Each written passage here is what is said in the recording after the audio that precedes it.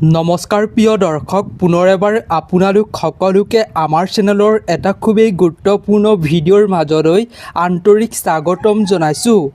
প্ৰিয় দৰ্শক, অসমীয়া পঞ্জিকা অনুসৰি শাওণ মাহৰ কৃষ্ণ পক্ষৰ কালিলৈ হৈছে অমাৱস্যা।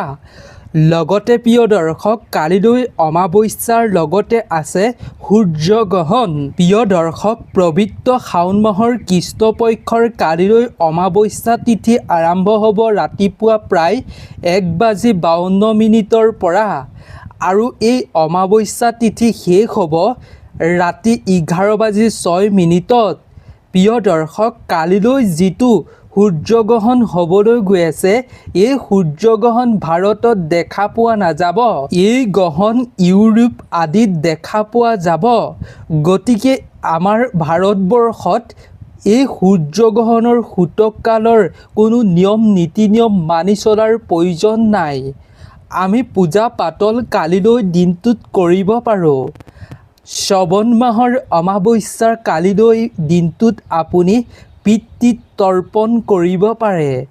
আপুনি কালিলৈ দিনটোত যদি এচামুচ চাউল অৰ্থাৎ আপুনি এমুঠি চাউল আৰু এগিলাচ পানীৰে আপোনাৰ ঘৰতে এটা উপায় কৰিব পাৰে, তেতিয়াহ'লে আপোনাৰ হাতলৈ ধন টকা পইচা হঠাতে আহিবলৈ আৰম্ভ কৰিব আৰু মনৰ যিকোনো ইচ্ছাই পূৰণ হৈ পৰিব। গতিকে আমি আজিৰ ভিডিঅ'টোত শাওণ মাহৰ অমাৱস্যা কালিলৈ দিনটোত আপুনি কিদৰে এই উপায় কৰিব সুন্দৰভাৱে শাস্ত্ৰ সম্বন্ধীয়ভাৱে শ্বেয়াৰ কৰিবলৈ আগবাঢ়িছোঁ। গতিকে আপুনিও যদি সঁচা অৰ্থে ভগৱান শিৱ আৰু মাতা পাৰ্বতীৰ কৃপা লাভ কৰি জীৱনৰ পৰা সমস্ত বিপদ বিঘিনি অপায় অমংগল দূৰ কৰিব বিচাৰে, তেন্তে আপুনি কমেণ্ট ছেকশ্যনলৈ যাওক আৰু ভক্তি সহকাৰে হৰগৌৰীৰ নাম অৱশ্যেই লিখিব। প্ৰিয় দৰ্শক, শিৱ পাৰ্বতীৰ পূজা আৰু প্ৰকৃতিৰ সৈতে জড়িত পৌৰাণিক কাহিনীত ইয়াৰ সৈতে শাওণ মাহৰ মূল কাহিনীসমূহ জড়িত আছে। বিশেষকৈ সাগৰ মন্থনৰ সময়ত পাৰ্বতীৰ তপস্যাৰ বিষয়ে। প্ৰিয় দৰ্শক, যেতিয়া সাগৰ মন্থন আৰু নীলকণ্ঠ ভগৱান শিৱৰ নাম হৈছিল, তাৰ বিষয়ে উল্লেখ কৰা হৈছে শাস্ত্ৰত। পৌৰাণিক কাহিনী অনুসৰি শিৱপুৰাণ আৰু স্কন্দ পুৰাণ আদিৰ অনুসৰি দেৱতা আৰু অসুৰে অমৃতৰ বাবে ক্ষীৰসাগৰ মন্থন কৰোঁতে প্ৰথমেই হলাহল নামৰ বিষ ভয়ংকৰ ওলাই আহিছিল আৰু সেই বিষ সমগ্ৰ সৃষ্টিক নষ্ট কৰিবলৈ আহিছিল। নষ্ট কৰিলেহেঁতেন সমগ্ৰ সৃষ্টিখনক। আৰু তাৰ পাছত ভগৱান শিৱই সেই সকলোকে ৰক্ষা কৰিবলৈ সেই ভয়ংকৰ বিষ নিজেই প্ৰাণ কৰিছিল। আৰু যেতিয়া ভগৱান শিৱই সেই ভয়ংকৰ বিষ প্ৰাণ কৰিছিলে, তেতিয়া তেওঁ কণ্ঠই যেতিয়া গৈছিল, তেতিয়া মাতা পাৰ্বতীয়ে ভগৱান শিৱৰ ডিঙিত ধৰি দিছিল আৰু তেওঁ কণ্ঠ নীলা হৈ পৰিছিল। সেয়েহে ভগৱান শিৱক নীলকণ্ঠ বুলিও জনা যায়। এই ঘটনা প্ৰিয় দৰ্শক, পবিত্ৰ শাওণ মাহতে ঘটিছিল বুলি বিশ্বাস কৰা হয়। বিষৰ জ্বালা শান্ত কৰিবৰ বাবে দেৱতাসকলে ভগৱান শিৱৰ মূৰত গংগাজল আৰু পানী ঢালিছিল। সেইকাৰণে পবিত্ৰ শাওণ মাহত শিৱলিংগত অৱশ্যেই জল অভিষেক কৰে। পানী, কেঁচা গাখীৰ, বেলপাত আদি অৰ্পণ কৰা আপুনি নিশ্চয় দেখিছে। অৱশ্যে আপুনিও নিশ্চয় অৰ্পণ কৰিছে শিৱলিংগত। প্ৰিয় দৰ্শক, আপুনি যদি এই কালিলৈ অমাৱস্যাৰ দিনা ভগৱান শিৱ আৰু মাতা পাৰ্বতীক পূজা কৰে, তেন্তে ইয়াৰ বিশেষ ফল আপুনি লাভ কৰিব পাৰিব বুলি শাস্ত্ৰই সুন্দৰভাৱে উল্লেখ কৰিছে। প্ৰিয় দৰ্শক, এক পৌৰাণিক কাহিনীৰ অনুসৰি সতীয়ে পৰৱৰ্তী জনমত পাৰ্বতীৰ ৰূপত জন্ম লৈ ভগৱান শিৱক স্বামীৰূপে পাবলৈ পবিত্ৰ শাওণ মাহতে কঠোৰ তপস্যা কৰিছিল। আৰু তপস্যাৰ পিছত ভগৱান শিৱ শংকৰ তেওঁ প্ৰসন্ন হৈ তেওঁক পত্নী হিচাপে গ্ৰহণ কৰিছিল। অৰ্থাৎ মা পাৰ্বতীৰ পৰৱৰ্তী জন্মৰ পাছত ভগৱান শিৱক যেতিয়া স্বামীৰূপে পাবলৈ তপস্যা কৰিছিল আৰু তেতিয়া পাৰ্বতীৰ তপস্যাত সন্তুষ্ট হৈ শিৱশংকৰে পাৰ্বতীক পত্নী হিচাপে গ্ৰহণ কৰিছিল। আৰু এই কাৰণেই শাওণ মাহত শিৱ ভগৱানৰ অতিকৈ প্ৰিয় আৰু বিবাহ কামনাৰ বাবে অতি শুভ বুলি বিবেচিত কৰা হয় শাস্ত্ৰত। প্ৰিয় দৰ্শক, কালিলৈ 12 আগষ্টৰ দিনা যিটো অমাৱস্যা হ'ব, এই অমাৱস্যাক হৰিয়ালি অমাৱস্যা বুলিও কোৱা হয়। এই হৰিয়ালি অমাৱস্যাৰ সৈতে জড়িত আৰু এটা পৌৰাণিক কাহিনী শ্বেয়াৰ কৰি ল'ব খুজিছোঁ আপোনালোকৰ লগত। প্ৰিয় দৰ্শক, পাৰ্বতীয়ে তপস্যাৰ সময়ত এবাৰ এটা চৰাইবাহকক ৰক্ষা কৰিবলৈ পাতৰ ৰূপত আকৃতি ধৰি আছিল আৰু শিৱই এই কৰোণা দেখি ভগৱান শিৱ প্ৰসন্ন হৈছিল আৰু সেয়েহে এই দিনা গছ-গছনিক পূজা কৰিলে, পৰিৱেশ ৰক্ষা কৰিলে অতিকৈ ফলদায়ক বুলি শাস্ত্ৰত কোৱা হৈছে। প্ৰিয় দৰ্শক, কালিলৈ যিটো অমাৱস্যা হ'বলৈ গৈ আছে, এই অমাৱস্যাত আপুনি পিতৃ তৰ্পণ কৰিব পাৰে। অমাৱস্যাৰ দিনটোত সাধাৰণতে পিতৃলোকৰ আত্মাৰ শান্তি দিবৰ বাবে তৰ্পণ, শ্ৰদ্ধা আৰু দান কৰা হয়। শাওণৰ অমাৱস্যাত এই কৰ্মৰ বিশেষভাৱে ফলদায়ক বুলি গৰুড় পুৰাণতো সুন্দৰভাৱে উল্লেখ আছে। ইয়াত পিতৃলোকৰ আশীৰ্বাদ আৰু পৰিয়ালৰ মংগল হয় বুলি কোৱা হয়। কেৱল ইমানেই নহয়, নাৰদ পুৰাণ আৰু অন্য শাস্ত্ৰৰ মতেও কোৱা হৈছে যে শাওণ মাহৰ অমাৱস্যাৰ দিনা পিতৃ শ্ৰদ্ধা, তৰ্পণ, দান আৰু হোম, দেৱ পূজা আৰু বৃক্ষৰোপণ কৰিলে অক্ষয়ফল লাভ কৰিব পাৰি। এই তিথিত কৰা পুণ্য অন্য কামতকৈ অধিক বুলি কোৱা হয়, বহুগুণেই অধিক ফলদায়ক। পদ্ম পুৰাণত উল্লেখ আছে যে এজোপা আপুনি পিপল গছ যদি ৰোপণ কৰিব পাৰে, তেতিয়াহ'লে শত শত যজ্ঞ কৰাৰো অধিক আপুনি পুণ্য ফল লাভ কৰিব পাৰিব যদি আপুনি কালিলৈ এটা পিপল গছৰ পুলি ৰোপণ কৰিব পাৰে। লগতে প্ৰিয় দৰ্শক, ভৱিষ্যত পুৰাণত কোৱা হৈছে যে সন্তানহীন লোকসকলে এই গছ ৰোপণ কৰিলে সন্তানৰ সুখ লাভ কৰিব পাৰে। প্ৰিয় দৰ্শক, বেদ আৰু পুৰাণ দুয়োটাতে অমাৱস্যাৰ তিথিৰ দিনটোত পিতৃলোকৰ তিথি বুলি কোৱা হয়।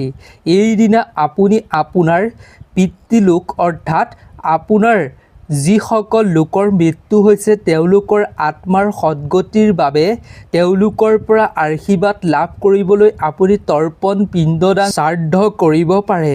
ইয়াৰ ফলত পিতৃদোষ দূৰ হয় আৰু পিতৃসকলৰ পৰা আপুনি কৃপাদৃষ্টি লাভ কৰিব পাৰিব। প্ৰিয় দৰ্শক, এতিয়া জানো আহক কালিলৈ দিনটোত কি উপায় আৰু কি কাম আপুনি কৰাটো খুবেই ফলদায়ক। ইয়াৰ উপৰিও ইমানলৈকে যদি আপুনি ভিডিঅ'টোত এটা লাইক কৰা নাই, তেন্তে অৱশ্যেই এটা লাইক কৰিব। প্ৰিয় দৰ্শক, কালিলৈ কৰিবলগীয়া বিশেষ কামসমূহ হৈছে আপোনাৰ বাবে পুৱা ব্ৰহ্ম মুহূৰ্তত বা সূৰ্য উদয়ৰ আগে পাছে আপুনি উঠি লৈ পবিত্ৰ নদী বা পুখুৰীত বা ঘৰতে গংগাজল মিহলি কৰি স্নান কৰিব লাগে আৰু সেই পানীত তিল মিহলি কৰি স্নান কৰিলে অতিকৈ ভাল। প্ৰিয় দৰ্শক, তাৰ পাছত আপুনি আটাইতকৈ গুৰুত্বপূৰ্ণ কাম এটা কৰাটো জৰুৰী, পিতৃ তৰ্পণ। এইটো হৈছে আটাইতকৈ গুৰুত্বপূৰ্ণ কাম। আপুনি দক্ষিণমুখী হৈ বহক। তাৰ পাছত পানীত ক'লা তিল আৰু কেশৰ গংগাজল মিলাই ল'ব। তাৰ পাছত আপুনি আপোনাৰ আঙুলিৰ মাজেৰে পিতৃতীৰ্থ জল অৰ্পণ কৰি পিতৃপুৰুষৰ নাম আপুনি স্মৰণ কৰিব, নাইবা আপুনি এই মন্ত্ৰ জপ কৰিব পাৰে। মন্ত্ৰটো আপুনি লক্ষ্য কৰিব। মন্ত্ৰটো হৈছে ওম সৰ্বপিতৃ দেৱায়ে নমঃ, ওম সৰ্বপিতৃ দেৱায়ে নমঃ, ওম সৰ্বপিতৃ দেৱায়ে নমঃ। এই মন্ত্ৰ আপুনি 3 বাৰ জপ কৰি আপুনি তৰ্পণ কৰিব। সম্ভৱ হ'লে পিণ্ডদান কৰিব। কাউৰী, ক'লা গৰুক, ক'লা কুকুৰক আপুনি খাদ্য খুৱাবলৈ চেষ্টা কৰিব। এই কাম আপুনি ঘৰতে কৰিব পাৰিব। প্ৰিয় দৰ্শক, আপুনি যেতিয়া কালিলৈ পুৱাই উঠি স্নান কৰি পৰিষ্কাৰ কাপোৰ পিন্ধি ল'ব, তাৰ পাছত আপুনি এটা তামৰ বা ষ্টীলৰ বা যিকোনো এটা আপুনি গিলাচ ল'ব। তাত আপুনি অলপ ক'লা তিল আৰু এচামুচ আপুনি চাউল দিব। সম্ভৱ হ'লে গংগাজল অকণমানো দিব। তাৰ পাছত দক্ষিণমুখী হৈ বহি আপুনি আপোনাৰ আঙুলিৰ মাজেৰে আপুনি চুঙা আঙুলিৰ মাজেৰে ঢালি দিব। তাৰ পিছত আপুনি পুনৰ এই মন্ত্ৰ জপ কৰিব, ওম সৰ্বপিতৃয়ে দেৱায়ে নমঃ। এইদৰে পুনৰ আপুনি 3 বাৰ জপ কৰিব। শেষত আপুনি সেই জলখিনি আপুনি এজোপা গছৰ তলত বা ঘৰৰ বাহিৰত ঢালি দিব। এইখিনি কৰ্ম কৰাটো আপোনাৰ বাবে খুবেই জৰুৰী। প্ৰিয় দৰ্শক, কেৱল ইমানেই নহয়, যদি আপোনাৰ ঘৰত শিৱলিংগ আছে তেন্তে ভাল, নহ'লে শিৱ ফটোৰ বা এটা শিল আপুনি ল'ব। তাত আপুনি পানী, গাখীৰ, দৈ, ঘিউ, মৌ আপুনি যিমান পাৰে এটা এটাকৈ ঢালি দিব সেই শিল বা শিৱলিংগত। যদি শিলো যোগাৰ কৰিব নোৱাৰে, শিৱলিংগও নাই, তেন্তে মন্দিৰতে এই কাম কৰিব পাৰিব। তাৰ পাছত আপুনি 3টা বেলপাত, বগা ফুল, চন্দন আপুনি মহাদেৱৰ চৰণত আগবঢ়াব তথা শিৱলিংগত অৰ্পণ কৰিব আৰু তেতিয়া ওম নমঃ শিৱায় 108 বাৰ জপ কৰিব। তাৰ পিছত আপুনি এগছি ঘিউ, চাকি বন্তি নাইবা তেলৰ চাকি জ্বলাই দেৱাদিদেৱ মহাদেৱক প্ৰাৰ্থনা কৰি আপোনাৰ মনোবাঞ্ছাৰ কথা প্ৰকাশ কৰিব। তাৰ পিছত প্ৰিয় দৰ্শক, সন্ধিয়াৰ সময়ত ঘৰৰ মুখ্য দুৱাৰৰ সন্মুখত দুয়োফালে আপুনি আৰু তুলসী গছৰ গুৰিত আপুনি ঘিউ বা তেলৰ চাকি জ্বলাব। তাৰ পিছত তিল দান আপুনি কৰিব পাৰে দিনটোৰ ভিতৰত কালিলৈ। দুখীয়া দৰিদ্ৰক আপুনি টকা পইচা অন্ন বস্ত্ৰ দান কৰিব পাৰে নাইবা মন্দিৰতো দান কৰিব পাৰে। ঘৰতে ৰন্ধা আপুনি খাদ্য ভালকৈ বা পায়স আপুনি বনাই লৈ এভাগ কাউৰী কুকুৰক দিয়াটো জৰুৰী। আপুনি কালিলৈ দিনটোত ঘৰৰ তুলসী বা যিকোনো গছত পানী ঢালি প্ৰণাম কৰিব লাগে। সম্ভৱ হ'লে কিছু সময় আপুনি কালিলৈ নীৰৱে বহি শিৱ ভগৱান আৰু পিতৃপুৰুষৰ নাম জপ কৰিব লাগে। কালিলৈ দিনটোত পৰাপক্ষত সাত্বিক আহাৰ গ্ৰহণ কৰিব। নহৰু, পিঁয়াজ, মাছ, মাংস আৰু চুলি দাড়ি কটা এই ধৰণৰ কামৰ পৰা আপুনি বিৰত থাকিব। সোনকালে পুৱা উঠি পৰিষ্কাৰ হ'বলৈ চেষ্টা কৰিব। কালিলৈ দিনটোত আপুনি শিৱ চালিচা পাঠ কৰিব পাৰে বা ৰুদ্ৰাক্ষ স্তোত্ৰ পাঠ কৰিব পাৰে। প্ৰিয় দৰ্শক, এই সকলো কৰ্ম যদি সঠিকভাৱে আপুনি শ্ৰদ্ধাৰে কৰিব পাৰে, তেতিয়াহ'লে শিৱ শংকৰো প্ৰসন্ন হ'ব, পিতৃপুৰুষো প্ৰসন্ন হ'ব, জীৱনৰ পৰা পিতৃদোষো দূৰ হ'ব আৰু শিৱ ভগৱানৰ কৃপা লাভ কৰি আপুনি মনৰ ইচ্ছা পূৰ্ণ কৰিব পাৰিব। এই পৰম্পৰা অনুসৰি মানি চলিলে আপোনাৰ মংগল হ'ব, পৰিয়ালৰ উন্নতি হ'ব, সৰ্বপ্ৰকাৰে সুৰক্ষিত হৈ থাকিব। গতিকে প্ৰিয় দৰ্শক, আজিৰ ভিডিঅ'টো ইমানেই আছিল। আশা কৰোঁ ভিডিঅ'টো চাই অৱশ্যেই ভাল পালে। যদি ভাল পালে তেন্তে বন্ধুবৰ্গৰ লগত অৱশ্যেই শ্বেয়াৰ কৰিব। গতিকে নতুন এটা ভিডিঅ'ৰ লগত পুনৰ এবাৰ লগ পাম। আপোনালোক ভালে থাকক, সুস্থ থাকক, তাৰেই কামনা কৰিছোঁ। ধন্যবাদ।